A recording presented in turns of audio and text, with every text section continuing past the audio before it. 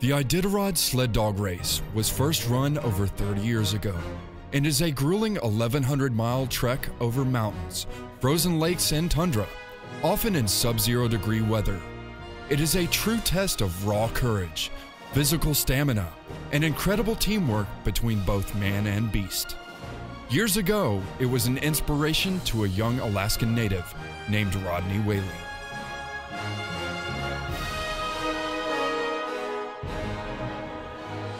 Whaley, who spent most of his childhood in Alaska, competed in several junior races in the 1960s.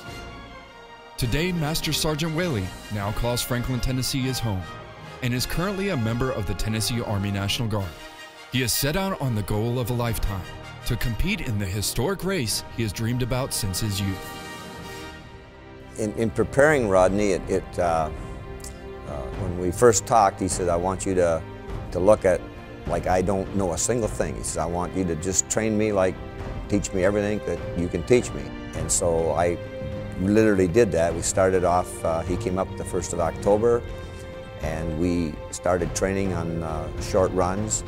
I kept pointing out things, his handling of the dogs, the dog care. And then when we got to the point of camping, then that was another phase where he had to learn to look after the dogs, camp, and feed them, and straw, and all of this, that everything that he was going to do on the Iditarod, he had to learn. Rodney's chances of finishing are probably, at the very beginning, he's probably got a 50-50 chance. It's that first 300 miles that's a real test. And because almost everything you're going to encounter, different trail conditions, happen in that 300 miles. We're here today to extend welcome and thanks to Master Sergeant Whaley for joining us in this race. At a luncheon before the ceremonial start of the Iditarod, Brigadier General Tom Katkus, commander of the Alaska Army National Guard, welcomed Master Sergeant Whaley, his family, and friends. Two big dreams I had. One was a kid, I thought a 13-dog team was the neatest thing. You got 13 dogs, you know. And I've had the privilege to do that and more in this training, but was to run down 4th Avenue.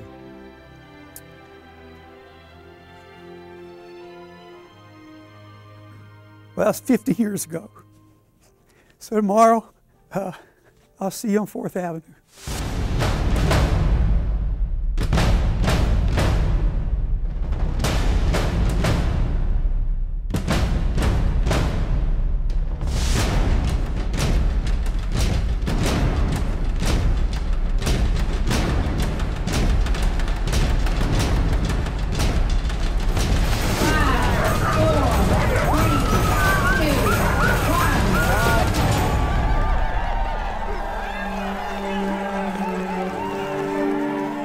As he began the ceremonial start in front of thousands of spectators on 4th Avenue, Whaley realized his lifelong dream.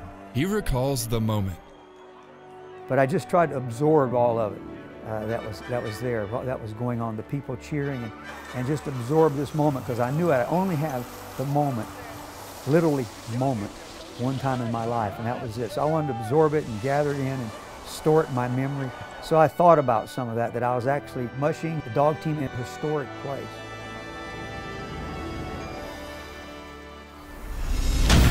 Years of dreaming and months of training lay behind Master Sergeant Whaley and his team of sled dogs. Today, he has 1,100 miles ahead of him and a chance to live out those dreams. 2, 1, go!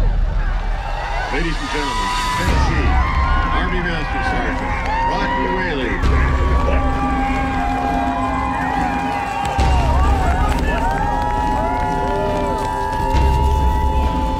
During the first few miles of the race, Whaley was supported by spectators along the frozen riverbed. But as he traveled further along the journey, he found himself alone on the trail.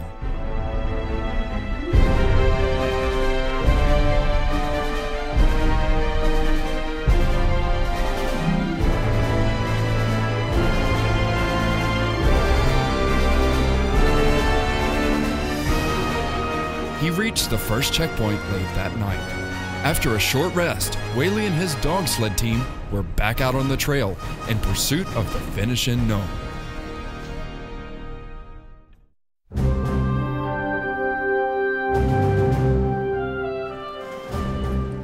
2 a.m. on the second day of the race, Whaley reached the Squentna checkpoint. After feeding and bedding down his team, he prepared himself for the next leg.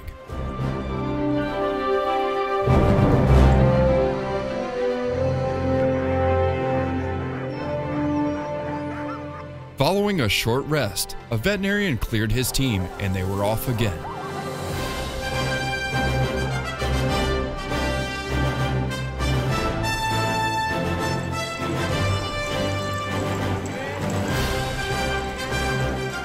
Master Sergeant Whaley was still within the most critical and difficult period of the race.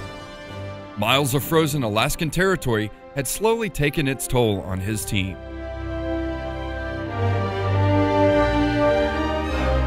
Whaley arrived at the McGrath checkpoint shortly after sundown on the 5th day.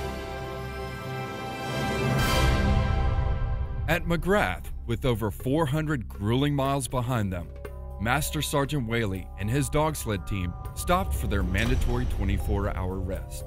The next morning, after feeding his dogs and preparing them for the next leg of the race, he then took a moment to reflect on his journey. I didn't expect the Iditarod to be so brutal.